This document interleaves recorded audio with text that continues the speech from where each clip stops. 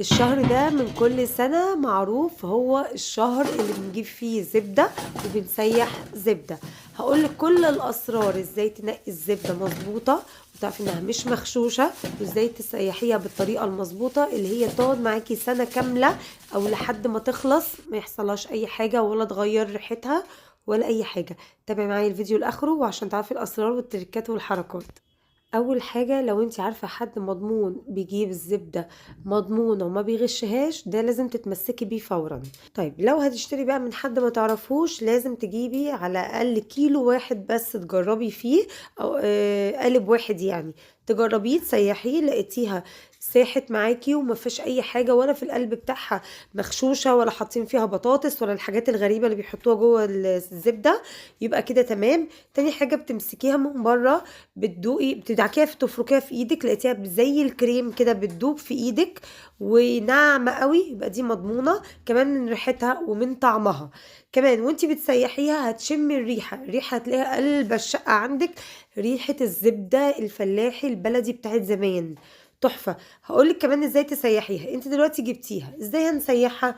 هنحطها في حله كده على النار، والحله لازم تكون غويطه لان هو بيقعد يغلي ويفور، فحله غويطه، وهنعلي النار عادي لحد ما تدوب خالص، وهتبتدي تعمل الريم، هتسيح تماما وتعمل ريم ابيض، وهنهدي النار اول ما تبدا تعمل الريم الابيض ده، وبحط لها معلقه كبيره ملح، ما تزوديش الملح خالص.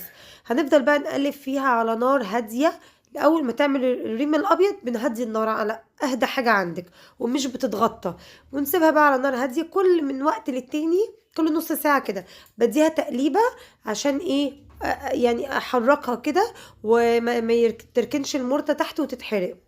اعرف منين انها استوت؟ لحد ما توصل للمرحله اللي قدامك دي، بيكون لونها لون الذهب الاصفر بالظبط، وكمان بتلاقي المرته ركنت في قعر الحله ولونها بقى ذهبي جدا. في الوقت ده خلاص انا مش بزود تسويه عليها، كده تمام استوت. عايزه بقى المرته كلها تركن تحت وتفصل عن السمنه. بعد ما تطفي عليها غطي الحله. ليه بقى؟ لما تغطي الحله هتلاقي المرته كلها نزلت وركنت في قاع الحله، فبقى سهل عندك ان انت تصفي السمنه في البرطمانات وبعد كده تستفادي تاخدي المرته. تمام، هي كده تمام استوت خالص. فخلي بالك اوعي تطفي عليها وهي لسه بيضه، لازم توصل للون اللي قدامك ده.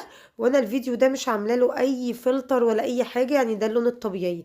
طب هعبي في برطمانات ازاي عشان تقعد سنه كامله؟